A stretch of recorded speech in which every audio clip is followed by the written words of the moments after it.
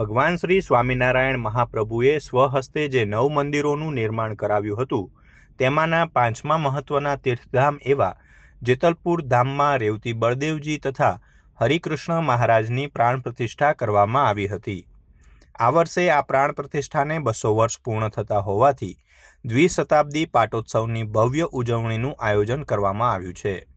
આ પાવન અવસરે પરમ પૂજ્ય મોટા મહારાજ શ્રી તેજેન્દ્ર પ્રસાદજી મહારાજ શ્રીની આજ્ઞા અને આશીર્વાદથી શ્રી નરનારાયણ દેવ પીઠાધિપતિ પરમ પૂજ્ય ધર્મધુરંધર 1008 આચાર્ય શ્રી કૌશલેન્દ્ર પ્રસાદજી મહારાજ શ્રીના વરદ હસ્તે વિજયસ્તંભનું સ્થાપન કરવામાં આવ્યું હતું.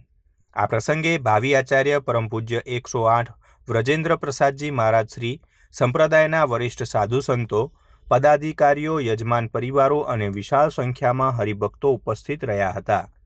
આ પ્રસંગે ભાવિ આચાર્ય પરમ પૂજ્ય 108 વ્રજેન્દ્ર પ્રસાદજી મહારાજ શ્રીએ જણાવ્યું હતું કે આ ભવ્ય દ્વિશતાબ્દી મહોત્સવ સમાજમાં આધ્યાત્મિકતા અને સામાજિક એકતાનો નવો સંદેશ વહેતો કરશે. આ મહોત્સવ માત્ર એક ધાર્મિક ઉત્સવ નથી, પરંતુ સ્વામિનારાયણ સંપ્રદાયની વર્ષો જૂની ભવ્ય પરંપરા, સિદ્ધાંતો અને સંસ્કારોને ઉજાગર કરવાનું એક પવિત્ર માધ્યમ છે.